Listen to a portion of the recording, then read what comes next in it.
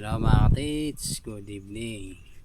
So ipapakita ko sa inyo ang circuit ng Ionic single Ionic locator mga katids. Ito siya. So ayan, ipapakita ko sa inyo kung ano yung laman niyan. So isang 3.9 voltage na polymer battery. Okay, na rechargeable. So ito mga katids, ipapakita ko sa inyo. Okay, ang nilalaman nito. So hindi nyo basta-basta ito, hindi nyo basta-basta makakopy yan kasi masisira yan. Ito yung harap nya.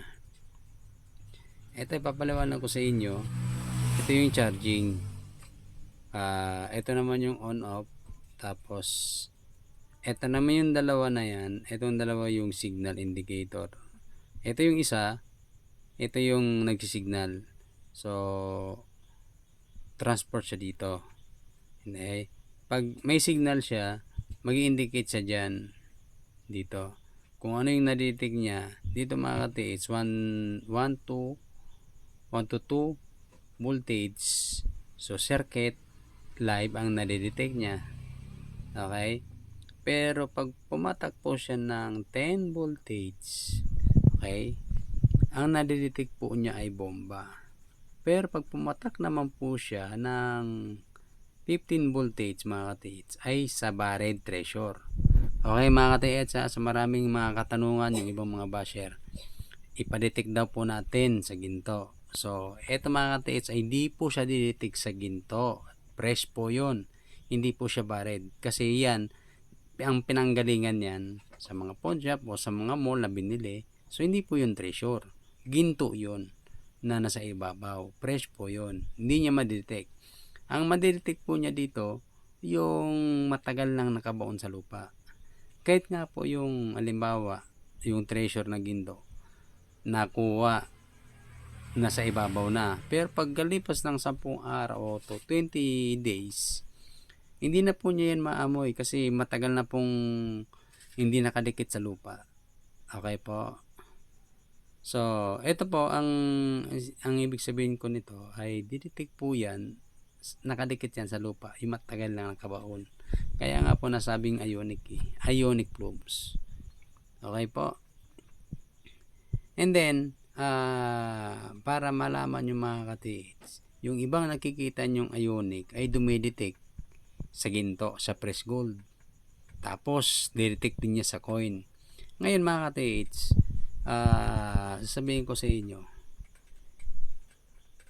pag nadidetect niya ang mga press gold, hanggang sa press gold yan, pag binaon nyo yan sa lupa, kahit 1 meter, ay hindi niya po yan madidetect kasi walang singaw. Okay po, hindi niya madidetect. So ibig sabihin po, pag nakabaon siya, hindi niya madidetect. Kailangan nakalutang yung press gold na yan. Diba? Nakatago sa bato, tagos yan, detectin niya yan kasi nasa ibabaw, hindi yan nakabaon.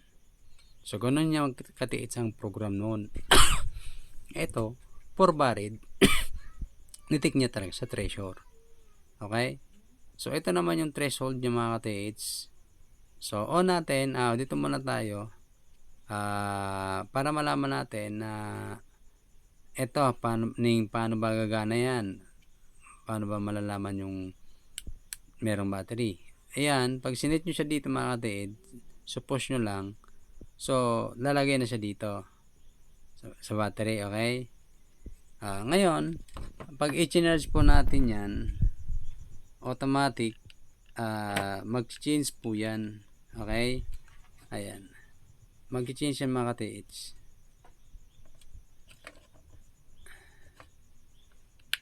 Ayan, nag-change po siya ng pula. Yung pula mga katiits, ito po yung sa charging indicator light. Okay, ngayon pag ito mga katiits na i-stack, nalulubat po yan, nadi-discharge po yan. Okay, same lang po yan ang mga battery dito na nikuan. Pag hindi na-stack yan, pag na-stack yan, malulubat yan. So ngayon, hindi siya malalaman. Pag ngayon 30 seconds, pwede nyo nang tanggalin yan kasi may laman na yan. Okay, Ngayon mga katiits, pag ito, ipopush nyo lang siya dito. Pag pinush nyo siyang isa pa, so, mag-on si laser. Okay, mag-on si laser mga katiits. So, pag nag-on si laser, itong kulay blue na yan, iilaw. Palatandaan na umilaw si laser. Ngayon, pag umilaw yan, pagkatapos, si laser di gumana, ibig sabihin, may loss, connection, o kaya pundido na yung laser niya. Okay? So, isang push pa mga katiits, normal na yan, no? Naka-off yan. Okay. And then, ito mga katiits, dito, ayan. Dito nyo malalaman kung pag ito umilaw sa charging, ibig sabihin may karga pa. Pero pag hindi siya umilaw, dapat naka-on yun, tapos saksakan nyo, mga ilang minuto, bunutin nyo, may karga na po yan. So, dito, hindi nyo kailangan yan i-full charge, mga katiits.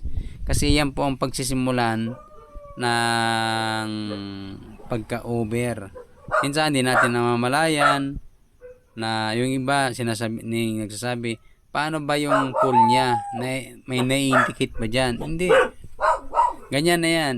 Ay meron siyang switch dito. Okay? So, ngayon, off natin. Ito nga pala ang laser mga katiis. Ang ibig sabihin ng laser, ito yung laser target. Para malaman nyo kung saan siya nakatutok, dun yung matatarget. Okay? Ngayon, i-open po natin ito. Yan. Pag naka-on yan mga katiis ay 00.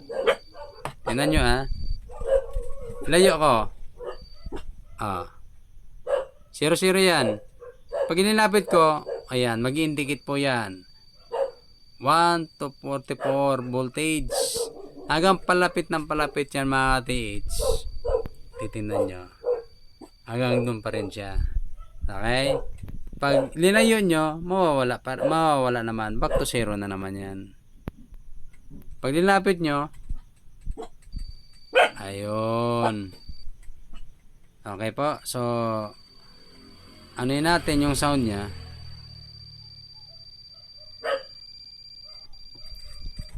Yun. Okay po. Yan. So, ganun lang po siya kadali mga katiits gamitin. Okay? Ganun lang po siya kadali gamitin. Ngayon, kung gusto nyo naman lagyan ng laser, pwede nyo gamitin ito paggabi. So, on natin nandito. So, dalawang push. Unang push, charging light. Pangalawang push, laser. So, aabot yan mga katiits, 50 meter to 60 meter ang laser na to.